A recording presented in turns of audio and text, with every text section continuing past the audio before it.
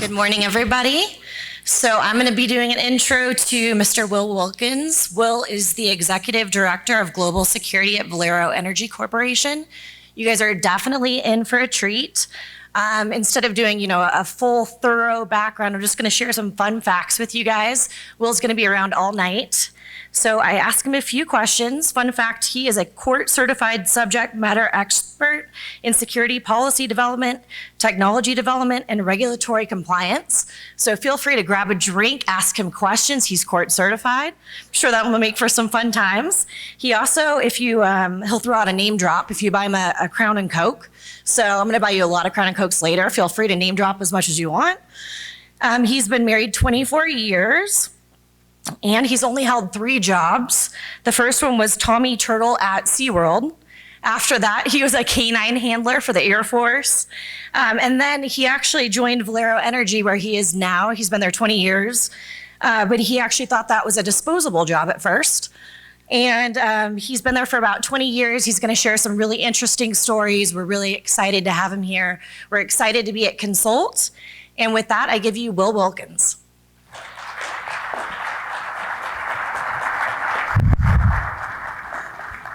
All right. Well, I'm not going to hang out here behind the podium. That's really not my thing. So, hey, thanks for having me. It is great to see you all here.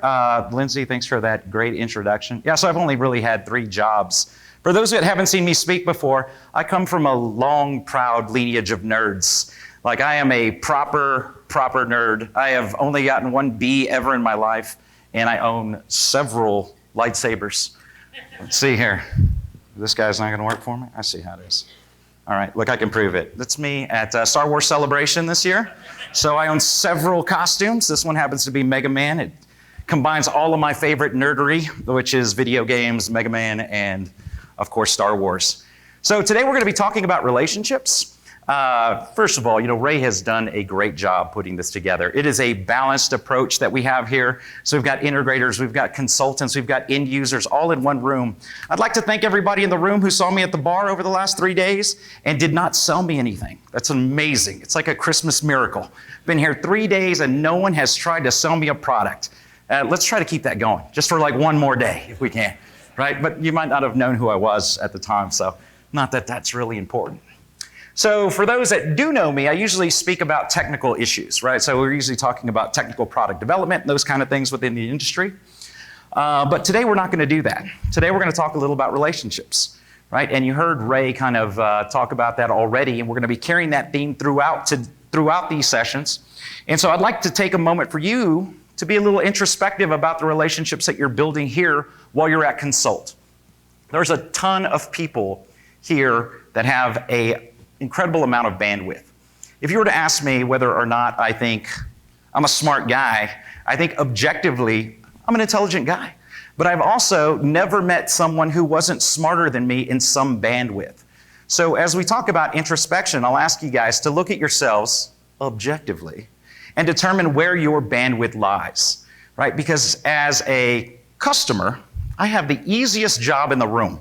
I just get to say yes and no, and that's pretty much the end of it. What we're going to cover today is how I see the consulting role evolve, right? The security industry, as you guys know, over the last 20 years has hit this bell curve of evolution where it started off where it was guns, gates, and guards and cameras, and it was a really basic thing. So 15 years ago, my nerdery, I was out and I was telling people, hey, this security convergence is coming. In fact, I gave a presentation at ASIS back in 2004, and it was called Get Off of My Cloud. And it was about the role of security managers integrating into IT, right? And inevitably, I had a room full of people that would like sit there and go, look, Will, you can talk about all this computer stuff all you want, but the reality is you're still gonna need someone to wave people through the gates. You're still gonna need people to search them cars, sign people in at reception. And my response was always the same. Yeah, and if that's the job you're looking for, I'll have an application for you. But the reality is if you want to be a security professional, you better follow the development of this curve that our career field is seeing. And you see it everywhere, right? You take 20 years ago, if you wanted to be an accountant, well, maybe not 20, let me not date myself. Let's go back 40. 40 years ago, if you wanted to be an accountant, you had to have good penmanship, had to know ledgers, your math skills had to be on point, right? Those are critical core competencies of accounting about 40 years ago, right? If you were to look at it today, if you don't understand enterprise level SAP or equitable applications for management, you are unemployable, right? We say the same thing for security professionals today.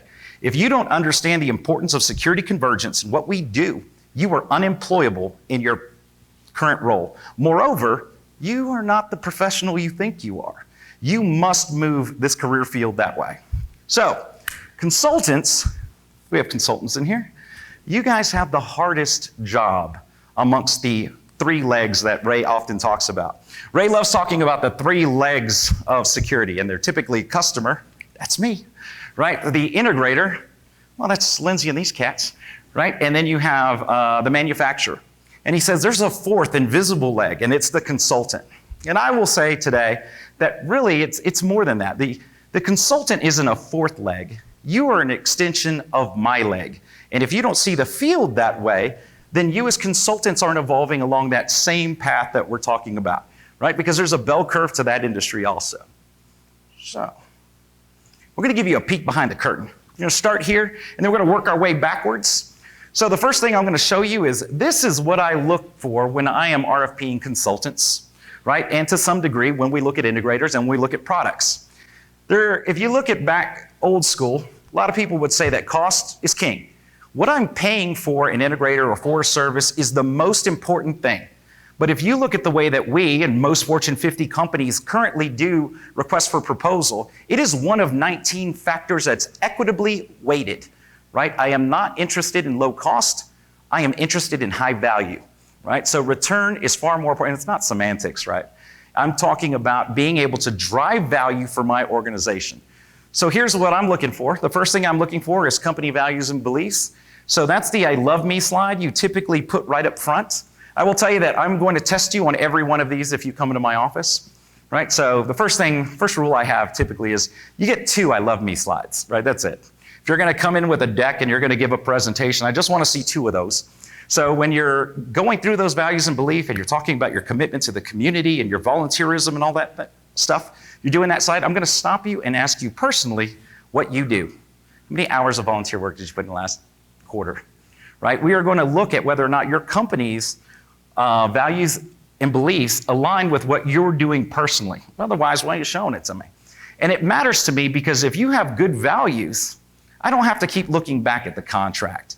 We tell people all the time that when we work with consultants, integrators, and manufacturers, they are not below us. They are trusted partners of ours, right? They work together with us. And that's important because when we're operating, I don't want to have to keep looking back in the contract. If I look at a contract with someone I'm doing business with more than once a week, that is a failed relationship, right? It is not a healthy relationship. So we go through safety as job 1 at Valero, obviously. So we're going to look at people that you've recommended, if you're a consultant, to do work with before, and then we're going to look at their TRIR ratings to see, hey, who are you putting out there to represent me? Because ultimately, we will share a brand. You'll be part of the brand of my organization. All right. So we'll also look at firm and attendee homework. Has anyone in here ever heard of Valero Energy before? Wow, that's what I'm talking about. All right, who in the room thinks that we have gas stations? Valero owns no gas stations, none, right? But that's where you typically see us. You see our name right next to a gas station. We divested ourselves of them about 5 years ago. But there's plenty of Valero signage around, and most of those are just branded marketing, right? They're just companies that have signed exclusivity agreements to receive our product in exchange for us paying for their beautiful canopies. So if you come into my office and you're doing a sale and you're like, I only use Valero gas and I only go to Valero gas stations. Like, do you now? Where might those be at? Right? So it's important to me that you've done your homework when you come into the room. You don't have to do a lot of homework on me, especially if you've seen one of these presentations, but we do like you knowing our core business. That's important, right? Because the vertical market that you're operating in matters. Who knows the etymology of the word consultant? Anyone? No? All right, comes from the Latin, consulo, right? Consular, right? And both of those mean the same thing, right? They're both, the root goes back saying, one who speaks to the oracle, right? That's what it comes from if you look at the Latin. And why this is important, because your role as consultants as we go through all of these questions are really just based on three things. I want to know whether or not you're predictive, your ability to remain objective, and whether or not you're competent in the job that you're doing. But predictiveness is the most important thing, right? Because I don't need a consultant to provide me a roadmap for what is today. I need you to be able to provide me a roadmap of what's tomorrow, right? And you see the breakout sessions that you're having over the course of the next couple of days are going to give you an opportunity to see that roadmap. Because I'm trying to build a long-term relationship with my consultant, with my manufacturers, with my distributors. And in order to do that effectively, you must be predictive. All right, job knowledge. General security knowledge. Now, it's a lot of people say that the era of the generalist is dead, right? I kind of agree, right? Only to a point. Because you have to have a general sense of security grounding in order to give yourself strategic vision of where security sits collectively within your organization. But I expect everyone that comes into our room, and you'll see these guys that are green, those are the things that matter most to me personally, right? There's other people within our organization who might highlight other things. But for me, your aligned technical acumen matters the most. If I'm working on an initiative, it's not enough that you know all of these people in the industry. I want to see how well your core job knowledge aligns with what I'm trying to do within my organization. And then project management. Do you possess strategic vision? Every consultant, every manufacturer, everybody who comes in contact with us needs to understand the project management process. Because ultimately, you're trying to do what I'm trying to do, which is get a project sold, to get it carried from cradle to grave. And if you don't understand what that process looks like, you're going to be ineffective in your ability to support me. So while I love seeing PSPs and CPPs, I really like seeing PMPs coming. People that understand project management through the entire process. All right, relationships. If you've worked with us before, that's good, but it's not that big a deal. Your external network is important to me, and you guys are building it for the next couple of days. And then your linkage, that matters. I like knowing who you know that knows me, right? And most people say, well, it's name dropping. No. It gives me a sense of credibility. I believe that people gravitate toward like-minded people. So if you have people in the industry that you know that know me, feel free to name drop. But I would recommend that you guys also be a little conservative about that if you don't know the strength of our relationship. There is nothing worse than a consultant coming in and saying, hey, I know Bobby. He's a good friend of mine. I'm like, oh yeah, we let go of Bobby. Yeah, he cost me $1 million. Thanks for coming in. All right, so equitable experience. Does your firm have social solvency, customer references, project development, and execution, right? So equitable experience matters to me. Look around this room. There is a ton of experience in here. There is centuries worth of experience in this room, right? And every one of you is going to bring something unique. But I want to know how well you know the types of projects that I'm working on. So I'll have somebody that says, look, man, I've been in this industry for 25 years. I've built this and I built that. And I'm like, have you ever worked in my sector before? No. Have you ever worked in Mexico before? No. Then you probably don't have a ton of value to me, right? Because when we start talking about where your experience is, it's not just technical acumen. It's cultural awareness. It's emotional awareness. It's your ability to sit here and see how security sits within the greater dynamic. Even though I know we don't have a ton of guys in here that are doing vulnerability assessment modeling or building anti-kidnapping plans and that kind of thing. Think about anti-kidnapping from a geographic perspective. If I'm doing it in the Horn of Africa, right, most of the time, kidnappings in the Horn of Africa are going to be political, right? They're going to be political driven unless it's a kidnapping as part of like a hijacking or a ransom, right? It's a political move. Just like in EU, if you rarely see kidnappings in the EU, but when you do, almost 100% of them are politically driven, which means how you address a political kidnapping is unique to how you would see, say, kidnapping in Latin America and Mexico, where it's a revenue stream for cartels, right? It is just that. So if I'm talking to somebody and we're talking about anti-kidnapping and they said, look, we've done Europe, we've done Horn of Africa, we've done all of these things, I'm only interested in how you're going to be able to protect us in Mexico. And if we're looking at multiple regions, I have multiple negotiators because those negotiation tactics are completely different. The installation of technology is no different, right? So if we're installing, I'll give you an example, like if we're doing mesh networking and we're trying to roll that across our entire enterprise globally, right? The challenges of doing mesh networking here are almost nominal, right? It's almost like pretty straightforward. People have done it all the time. But you start operating in remote places in Colombia that have never seen it, or you're operating in Peru where they don't have the infrastructure to support it. All of those things matter. So that vision is what we're talking about. Economic performance.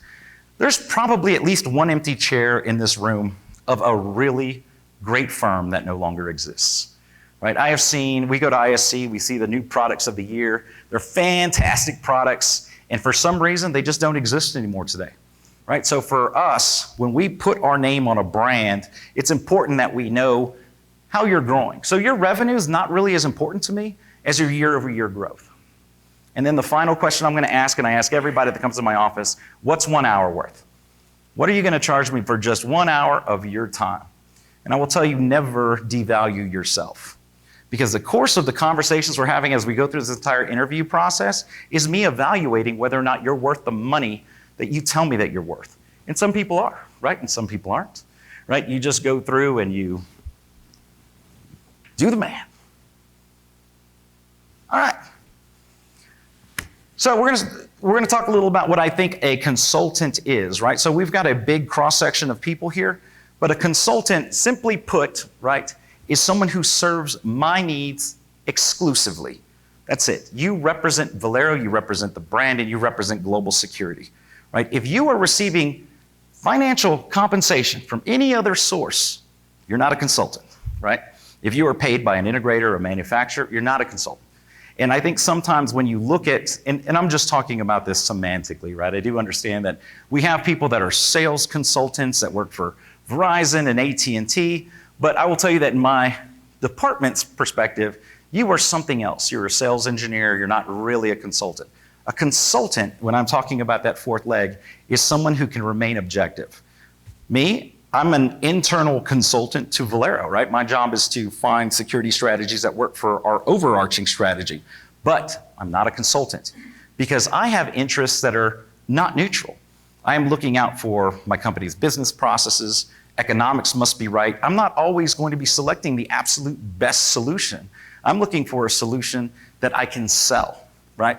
The same thing with consultants that represent products. It's difficult to remain neutral if you're working for a company that sells the products that I'm looking for. So I typically look for somebody who's well connected in industry, may have come from that background, but clearly has done their work to remain objective throughout the process. So the responsibility of a consultant is to be just that. And it starts with knowing yourself and knowing your value. And we've talked about that already in the examples that we gave. And then you need to know my business and its challenges, right? Selling to me, right, is different than selling to even other petrochemical companies within the sector, right? Because for those that don't know, we break up energy into, or refining and petrochem into 3 different markets: upstream, midstream, downstream. Upstream being exploratory, drilling, oil exploration, midstream refining, and then downstream marketing and supply. And all corporations that work in the petrochem space have at least one of those elements, but then the portfolio might be different between the 3, like where they sit, and that's going to kind of drive what their business model looks like. For example, if you were looking at our department, Global Security at Valero, we have a global technical projects group, right, made up of just security engineers and designers, and their only job is to design, install, and maintain all of the company's IT-based physical security equipment. That group right there sets the standard for the corporation as a whole. Once they've made a decision of what our NVR platform is, what our camera spec is, you can't even get into SAP and buy something else. Like, it's impossible. You have to go through that group. So we're a relatively flat organization. Some of my partner companies are, and we're a non-competitive industry, right? I think from a security perspective, we're all interested in just keeping people safe. But they suffer from having organizations that are largely hierarchical. So it's not unusual for their regional security guy in California to have never met the guy in Houston and certainly didn't meet the guy that works out in London. So there's standards all over the place. So as consultants come in, it makes it difficult for you to find who you're supposed to be selling to as you work within the organization. All right, next, don't sell magic. I don't ever buy magic, right? Never. If you can explain it technically, don't bring it in. Just don't bring it in. There's nothing more embarrassing, right? Because I'm typically, if we're going to be looking at a product from a manufacturer perspective, we're going to be bringing in some of the folks that work on my staff. I'm going to bring in one DBA. I'm going to bring in the network architect, right? Not in IT. These work in securities department, right? We'll bring in a couple of those guys. And if you come in and you're given the, hey, this font, I can change it from blue to red, right? That you're probably not going to be the guy that we want to do business with. These guys are going to ask a lot of hard questions. And so it's important that that era of the salesman who is just the personality guy, I think that's just about over, right? Like and you can usually tell, right? If someone comes into your office and they're immediately doing that like quick eye movement around the room, they're like, okay, he's got 3 kids. Yeah, hey, so how about that? It's pretty easy for me. I'm pretty readable. I've got like a huge Darth Vader in my office. So somebody will, make a comment about it. But for us, no magic. We call it shiny button syndrome, right? So occasionally we do have physical security folks on our staff that might go to ISC West and then come back and then tell me about a shiny button they saw. Like, you'll never believe what I saw at ISC. It's groundbreaking. I'm like, how does it work? I have no idea. Then we'll never use it, right? Like, if you can't explain it, how are we going to support it, right? So the same with the when we talk to our consultants, if you recommend a product as a consultant, believe me, you're putting your brand on that product. It's a big deal. So as you go around and you're meeting with, I love that we have consultants that are meeting with integrators and manufacturers here, because your depth of knowledge in their space, it matters, right? I once had a guy who was working Berg, and he comes up to me and he was like, hey, I got a friend, Bobby, and Bobby, he does cybersecurity, and I know you guys do that at Valero, so I think you should give him a call. He's really good at it. And I'm like, what qualifies you to say that? I'm like, dude, he was like, no, I don't know. I was like, well, right back here, dude. CISSP, what does that acronym mean? He's like, I don't know. I'm like, dude, thanks for coming. Bro, why would you ever give me this card? Like, I don't understand. If you don't intimately know a product, don't put it in front of a customer, because you are basically, every product or service that you put in front of me is something I'm evaluating about you, right? Everything that you give me is something that I'm looking at, right? So, but I recognize that not every customer that you'll work with is as sophisticated as a lot of the Fortune 50 companies that exist. You guys, in that case, consultants, man, you've got even a harder job, right? Because you have to educate, right? And to do that politically is difficult, right? To educate discreetly. Everyone's had to do it before, where somebody says, here's what I want. I'm thinking about 6,000 cameras, and I envision this video wall, man. It's like 19 by 10 feet actually, right? And I've got like 47 screens on it, and I'm gonna be watching all of this. I'm gonna have like 6 guys, and every bit of your consulting brain is telling you, yeah, I don't know, man. It's gonna look pretty, but I'm not sure that anyone's gonna be able to effectively manage this. You're gonna have to throw some analytics on the back end. But you know that the guy you're talking to doesn't know that word, right? So you're gonna have to find a way to discreetly do it. And so this is where the relationship part of the business comes in. Your ability to manage your, what I call emotional intelligence, right? Being able to read yourself, read what you're going to say, and how that reaction is going to come back from your client, right? So every one of us in here, to some degree, is a chameleon when they have to do that, right? But at the root of it, you must still be authentic, right? Your job, your obligation as a consultant is to be strong. Your obligation is to protect me from myself, protect me from making bad decisions that you know are wrong. And it's difficult to do, because especially if you're working off of a percentage of a project and you know that at the end of the day, I can get this sold and I can get through this project. But trust me, as customers, we talk, right? We talk. All of us talk about who's doing what and who's providing value to who. And I will tell you, within the petrochem space, you really only need to get like one company down and it's over. You should go to another vertical. It's going to be difficult. All right. So, identify our needs using project prioritization. Well, that seems obvious, right? I hear this a lot when I go to big conferences. Somebody will sell me what, I'm not going to call it vapor, right? But they'll call it a customizable wholesale solution that supports your enterprise resource management platform. They'll go through all this blah, blah, blah. And then I'm like, okay, so what you're telling me is you've got some dudes that can design something that will do whatever I want it to do. Yes, that's exactly right. We can do everything. We can help your supply chain. We're going to help. Hey, calm down. That's a bunch of elephant that you guys are trying to sell me, right? It goes back to you being self-aware about where your core discipline is. I want to set you guys up for success. Give me the one thing you do better than anyone, and let's start there, right? We can eat the rest of this elephant later. But it's important that we have a roadmap to get there, but we need to get something sold right off the bat. Right? Because I have the same challenges you have. You want to sell product, and I have to sell upward. Right? So my job is to moderate the reality of what I can and cannot sell. Right? And it's difficult for me to sell vapor. Right? It's got to be something real. All right, fill the table. No one can eat an elephant alone. For those that have heard that presentation before, a lot of what I talk about is, hey, if we are selling a security project, it better be more than that. Right? It better be more than that. Because you'll work with some companies, like the worst selling point you can have in security or safety is, what's a human life worth? What's it really worth? Because I promise you, some of these companies have done the math. They know.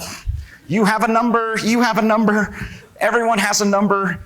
It's a weak sell point, right? Instead, show your maturity by building a business case that transcends security. Right? I haven't sold a security project in at least 15 years, right? But security has gotten more investment than they've ever had, ever. Right? For example, we're doing this supply chain issue down in Mexico. I don't know if you heard, but they got a cartel issue down there, stealing a lot of gas, right? I'm happy to report that fuel theft has just reached number 10 on revenue streams for cartels. We just passed human trafficking, so congratulations to us. We're winning, moving on up, right? So we need full supply chain visibility, right? So if I'm looking at the difference between those two markets, and consultants, you should know this too if you're working in the petrochem space. In the US, I'm really looking at fixed asset security, right? I'm looking at facilities and fence lines and how am I going to protect this, right? In Mexico, I'm looking at total supply chain, right? Those fixed points are easy to secure. It's product in transit that's near impossible to secure.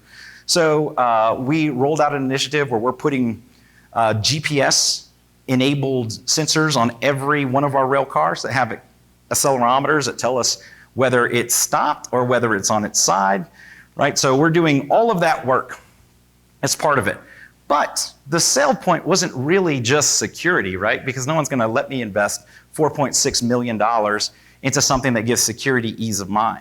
But what we found was, hey, look, I can take the same technology and you could do material and inventory tracking real time, right? Which allow our supply chain and marketing group to optimize our supply chain so that if we get better value in another location, we can redirect supply to that, right? And so they're like, that's fantastic, because right now we use like this old school, every 6 miles we kind of get a notification.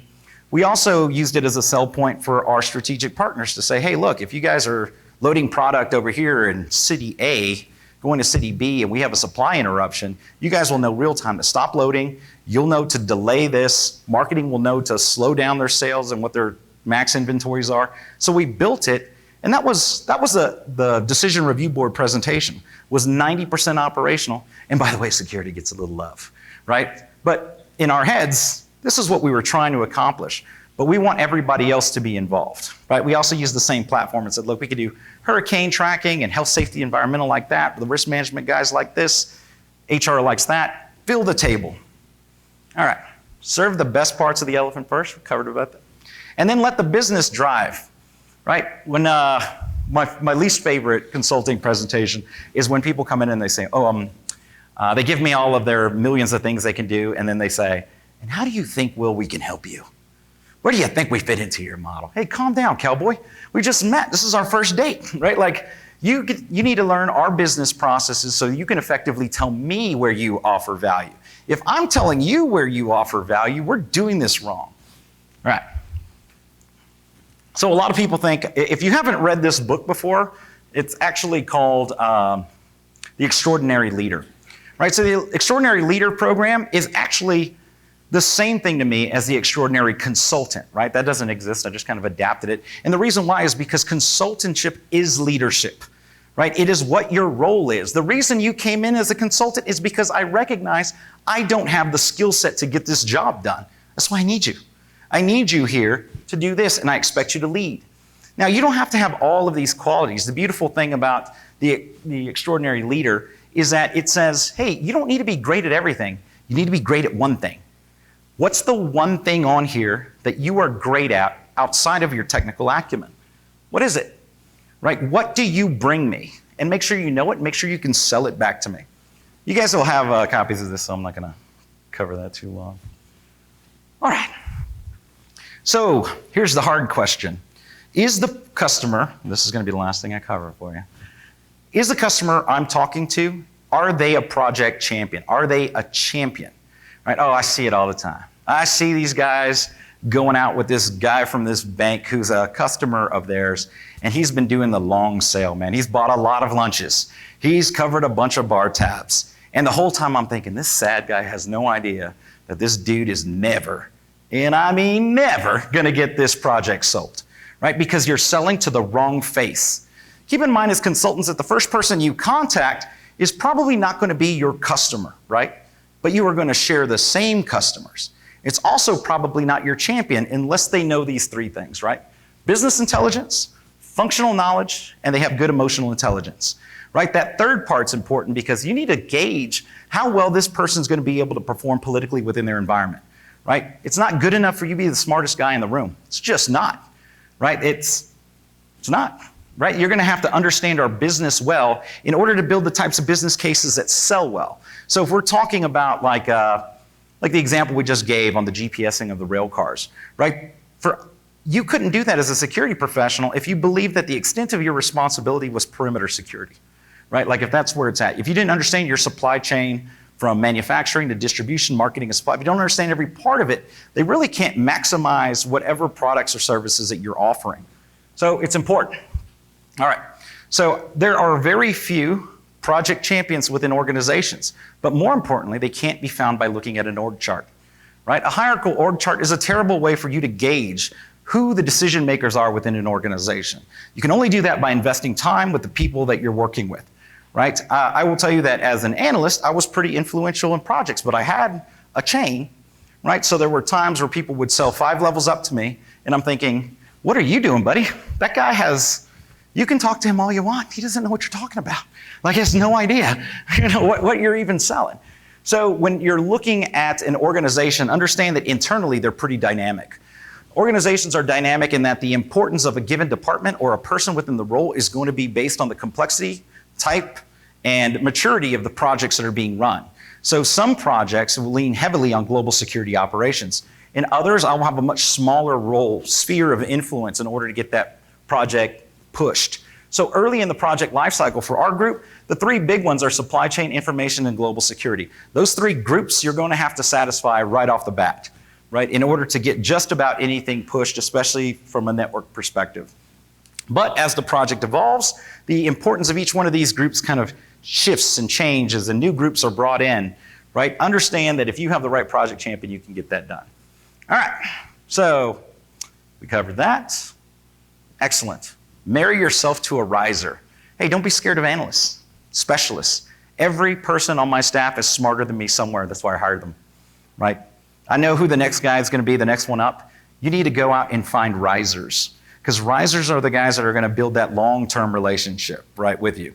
Those are people that you're going to make early investments in and say, hey, I'm going to ride this guy out, right? And then it's going to make you ease that transition. If you tie yourself to me, right, you're 15 years out from that not working out so well for you, right? 15 years, I don't know. I don't know if I've got that long, especially after this presentation. All right. So this is where I think you guys live in the organization. You are not a separate leg. You are actually the connective tissue between my internal and external environment. That is where a consultant lives, right? And where you interconnect to the external environment, including internally, is where my needs are, right? So we do that needs assessment. You tell me what you're great at. You evaluate where my capabilities lie. And then you tell me where you can afford value in that interconnection. But I need you to be introspective, transparent, objective. I need you to protect me from myself. And I need you to be a conduit for the industry. Because I got a lot of things going on, man. Like every so often I'll see something really cool. Somebody will come up to me like, hey, did you see about this card or something? I'm like, no, I haven't, because I've been in Mexico for the last 6 months. Thanks for showing me. So I need the consultants and manufacturers to be that conduit for us. And then finally, be loyal. That means you got to dance with who brought you. right? You want to be dead to me in a hurry, right? Come sell me something, let us start doing business, and then have you sell outside of me to someone in our organization, right? May look good. You got a business card from one of our vice presidents, so you think you're going to be a hero and make that phone call? That's a bad call. It's a bad call. All right. Well, that's it. Again, relationships are important, and that is the customer perspective on how we look at consulting. Now open up to any questions, if you got any. I'm ready. I'm going to take my jacket off. Let's go time. Hello. Hello. What can I do for you? I constantly have this issue with a lot of clients who think they basically know what they want, not necessarily know what they need. And I have to run the fine line of being able to tell them in some reasonable fashion that this is what you need, not necessarily what you want. And I think that all of us here have faced these kinds of folks who are so into what they do, they don't realize how stupid they are. I mean, ignorant, let's put it that way. It's called the Dunn-Kruger effect, in case you're wondering. And it's very difficult to approach those guys because they know it all already. Mm. And it's refreshing to see somebody like you who admits he doesn't know everything there is to know, although I suspect you probably do. That's not true. No, it's not true. So can I come work for you? No. So my question is, how do you approach those kinds of folks? Yeah, so so here's what I do. When I can't manage up, and it's difficult for consultants to manage up, manage laterally, right? Like I said, we're a non-competitive industry, so if you're working in our space, right, and you were gonna go pitch some other customer, but you had a relationship with me, you could call me, and I'd be like, here's this guy. And then no one wants to go in cold, right? You should absolutely have somebody who could serve as your conduit. I try to tell consultants what you should do is marry yourself to one company, build that relationship, and then let that person be a mechanism for you to grow your business. And they'll keep you away from the people that are traps, people that are gonna waste your time because they can't get a project sold, but will love to tell you how important they are, right? The challenge is that we suffer as customers from the same challenges that often consultants suffer from, which is we're not introspective. Right? And people within our industry often conflate their job title or position with technical acumen. And it's difficult for them to accept that, hey, look, I'm a vice president, right? I'm gonna tell you right now, smart cards. You know, it's just some random, like you'll come in and say, hey, you know, we've been looking at this technology. Oh, I agree. Here's what I need. I need a single access card that's gonna be able to do everything, right? And they'll go through this long laundry list of things that they need it to do, without even the recognition that, do you understand how much we kind of talk about that elephant, right? Smart cards is a big elephant because you can do so much with them. Point of sale, you can do multi-factor authentication for network login. There's a billion applications for it, right? So it's the same thing. They want it all up front. And you have to be that person that is strong as a consultant, realistic, and say, hey, look, based on my experience, this is where the best sale is. It's right here. And you guys have got to be able to sell highly technical projects. And I do the same thing, right? Within the organization, it's not uncommon for me to have to sell, don't record this part, to our human resources department, which doesn't have a huge technical, so you know, you're explaining some of these concepts using sock puppets, and you're like, hey man, here's what we're doing, right? And that's the best job you can do, right? Even that turns into this really thin line where am I being nice because I'm bringing it down, or I'm being condescending?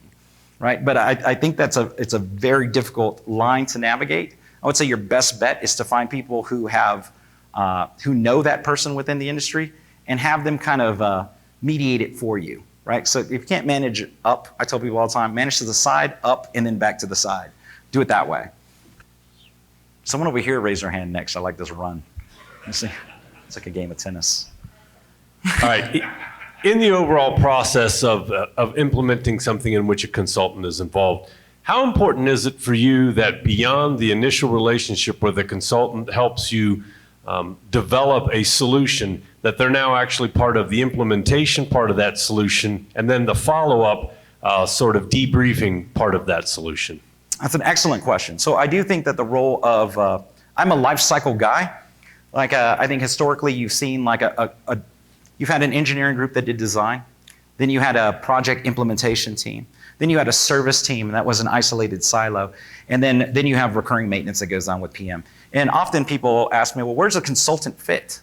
Like, he has to carry through the entire thing. The relationships that we have, in order for you to be successful long-term as an organization, it's about building the roadmap that Ray's been talking about. Building a roadmap that says, I'm gonna get you through phase 1 of this project. I need to be part of the design team, because you need to understand what decisions were made and why.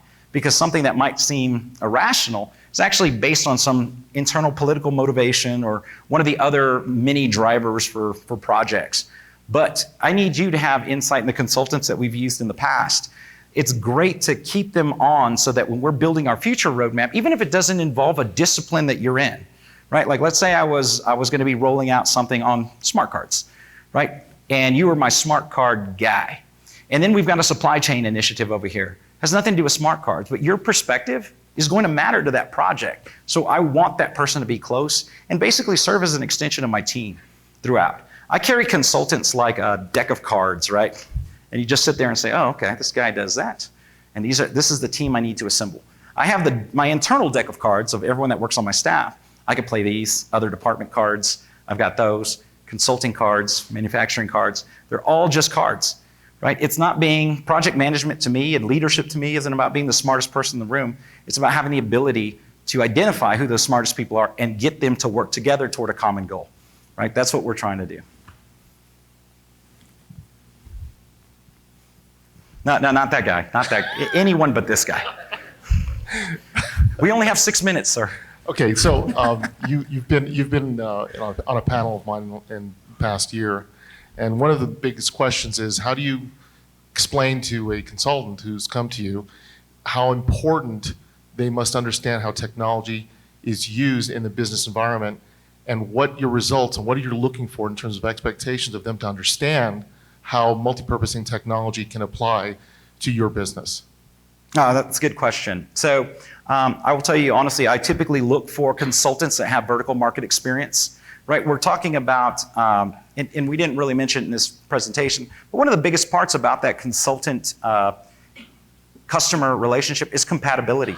It's a date, it's a lifelong thing, right? When we start working together, we need to be compatible in the sense that we see the security industry the same way. I don't do well with the guy that comes to me and says, hey, you want to go golfing? Hey, what do you think that pharma's doing this quarter? Like, I am a jeans and t-shirt guy most of the time, right? I'm laid back. I like to karaoke, right? So, but, I think a lot of people come into an organization like ours and they saw a bunch of 80s films like frickin' Secret of My Success with Michael J. Fox, and they saw Wall Street, and they think that that's what corporations are today. And they're not. They're just made up of regular people. But philosophically, when we're looking at security technologies, we have to be aligned. And you can usually figure that out. I mean, Pierre, how long was it that you and I were talking before we realized, hey, we have alignment in how we see smart buildings and how we see smart cities and future integration and 10-year roadmaps to that? It didn't take us longer than 5 minutes or a Crown and Coke and a half. And we were like right there. All right, we got time for one more question, I think. And I appreciate your perspective from the customer standpoint. My question is, and along that perspective line, it's when's the last time you had a consultant moment, and this is your experience question, and when's the last time you had a consultant moment that was like, oh man, that's exactly why I use consultant, and that's awesome. What was that? Give me an example. That's a good question. Let's see. Because it would have had to be something that was a CYA situation. Where it was like, because consultants aren't just good for their technical acumen. I also get to defer a little liability to them. Send him with a spear. My consultant's going to the hill to die. No, let me see, what was probably our best? Probably the rail side. In fact, it was probably that rail. It was recent. It was about 12 months ago. And so I understand our supply issue. I actually even understand where our challenges are. But we had a consultant come in, and our consultant said, "Here's where the issues are. In Mexico, a fast train is a safe train. When a train starts slowing down, that's when it's at risk for hijacking. And just like like a Michael Bay film down in Mexico was out of control, right? So."